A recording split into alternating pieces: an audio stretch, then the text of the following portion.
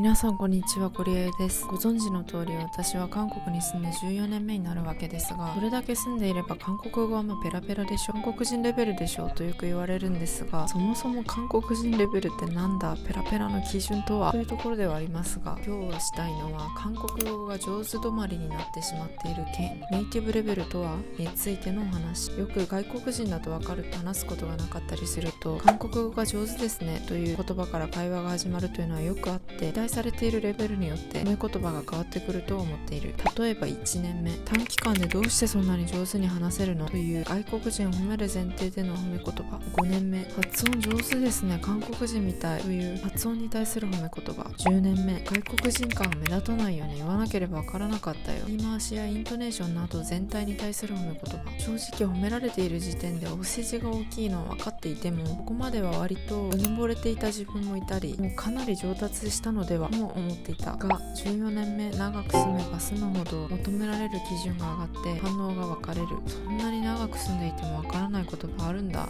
意外と長く住んでも韓国人にはなれないもんなんだなという反応。昔は何でも褒めてもらっていてあまり気づけなかったけど、自分でもある程度気づけてくる。最近私は会社の部署の一番上の人に、韓国語はもっと頑張らないといけないですね、意思疎通には何の問題もないけど韓国人でも難しい仕事してるんだからネイティブになってもらわないと言われた。私は18の時、若くで韓国に来た。独学を通して語学堂でも学んで、大学でも韓国語で授業を受け、ネイティブたちと過ごして現地で社会人生活をして仕事もしている。そして日本負けをしていた時とは違って今はオール韓国語でひたすら文章を書いて仕事をしている。かなり韓国語漬けの14年間を過ごしているはずの、そんな私でもネイティブとは程遠い韓国語能力。果たして子供の時に移住したとか、両親と生まれた時から両方の言語を使っていたとかいう以外でネイティブになることってできるんだろうかと最近ずっと考えていた。人間はいつか母国語でない言語を母国語のように操ることができるものなんだろうか。正直言うと最近はもうこれ以上韓国語をどうにかしようみたいな考えはなかった。特に喋りに関して発音で言語が上手下手を判断する人もいるようだけど、もちろん聞き取れるレベルであることは前提として、個人的には発音はそこまで大事じゃないという考えは今でも変わらない。住んで10年目くらいまでは自分が発音が下手なのが恥ずかしいと思っていたりもしたけど、今は日本語なまりも方言の一種のような魅力になり得ると思っているので、発音がどうとかあまり気にすることはなくなった。ただそれは中身のある会話ができればの話で、濃い話ができないことは問題だと思っていて、書きさえしっかりできれば中身のある会話というのは自然にできるようになるというのが私の考え。そんな中、最近仕事で韓国語で長文を書くことが増えて、書くたびに感じていることだけど、愕然とするぐらい私の語彙能力はかなり低い。頭の中にあるもの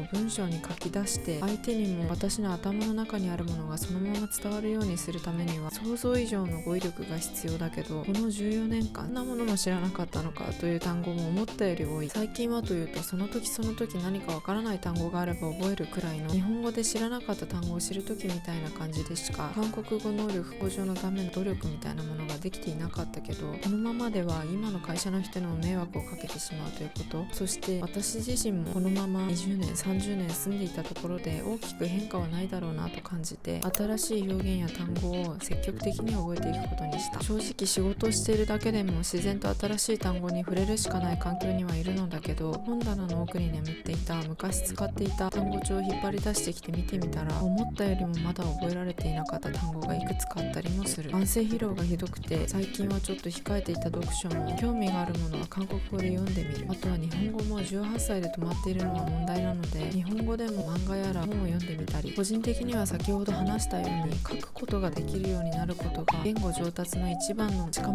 だと思っているので、語彙力を増やして文章を書いた時にそれを活かして自然なニュアンスで書けるようになった瞬間、伸びを感じられると思っている。正直ネイティブになることができる日が来るのかについてはわからない。必ずしもネイティブレベルにならなければいけないとも思ってなかったし、あと10年20年住んだとしてもせいぜいネイティブに近づくくらいしかできないのではないかと思っている。ネイティブレベルになるっていうのは言葉を操るということだけじゃなくて、例えば頭の中にある文章をネイティブと同じ速度でパソコンでスピーディーにタイピングすることができて、論文や本などを読むときに母国語で読んでいるのと同じように文字が目に入り、同じ速度で読めて同じように頭に入ること。多分やったことのある人ならこれがどれだけレベルの高いことなのかわかると思う。それでも10年前の私を考えると、今お話ししたような部分も比べ物にならないくらい伸びた。あと10年経ったら今の私を見て同じようなことを思うかもしれない。必ずしもネイティブになるためというよりは、今後の自分の仕事の可能性を広げるためにも、そしてもう少し韓国でも過ごしやすくなるといいなという気持ちもあって、また学生の時ほどとはいかなくてもほんの少しの努力を始めてみた。褒められるだけの方が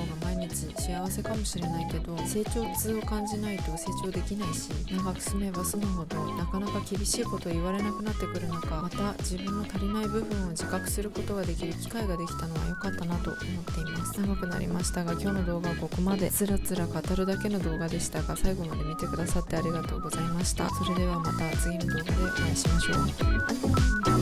う。